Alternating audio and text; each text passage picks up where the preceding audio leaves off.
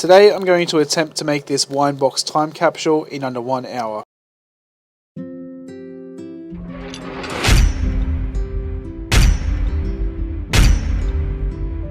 In all reality, I had about a week to make this box, but I thought if there was one thing you could easily make in 1 hour, it's a box.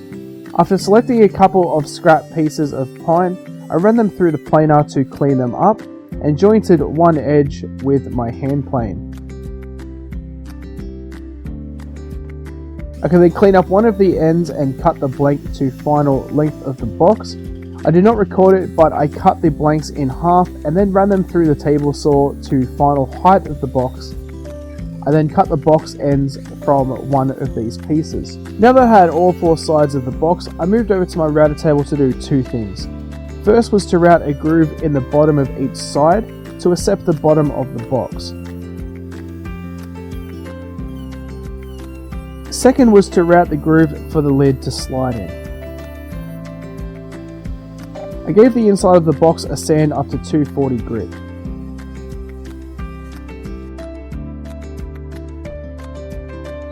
The front of the box needed to be trimmed down so that the lid could slide in. I then glued and clamped the box together and left it to dry.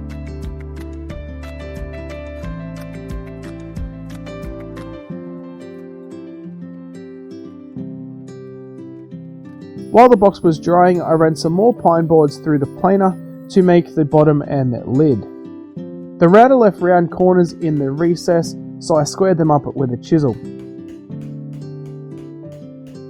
I cut the base to size with the miter saw and table saw.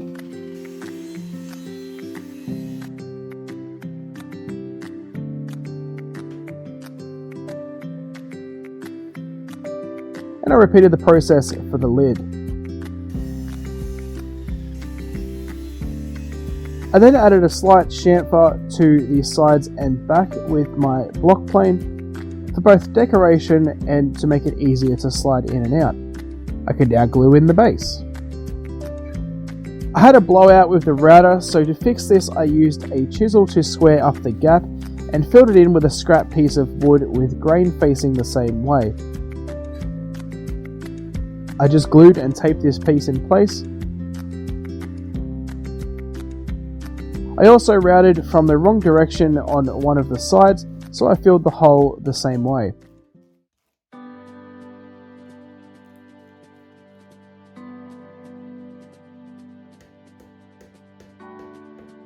Next was to add a couple of nails to each joint. This was mainly for decoration, but will add some strength. I first made a story stick so that all the nails would be in the same place, and then I pre-drilled for each nail. Before putting the nails in, I flush cut my fixes and gave the box a final sand up to 240 grit.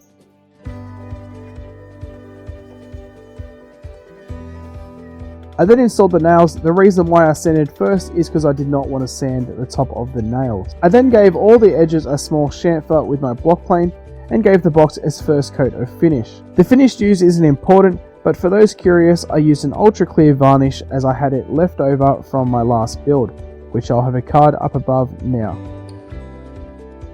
Now, come on, where is it? Using my computer and vinyl cutter, there it is. I made a stencil for both the monogram on the lid and the date on the side. Now that I had the stencils, I laid them on the box and used some masking tape around the edges.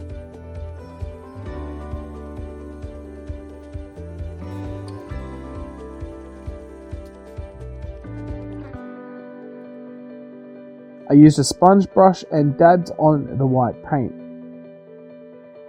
Once the paint was dry, I could remove the mask and give the box its final coat of finish.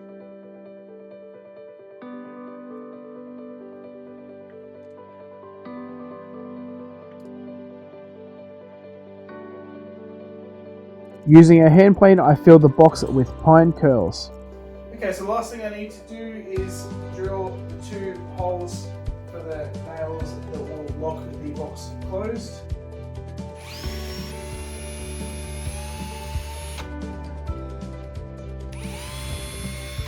And put the nails in place.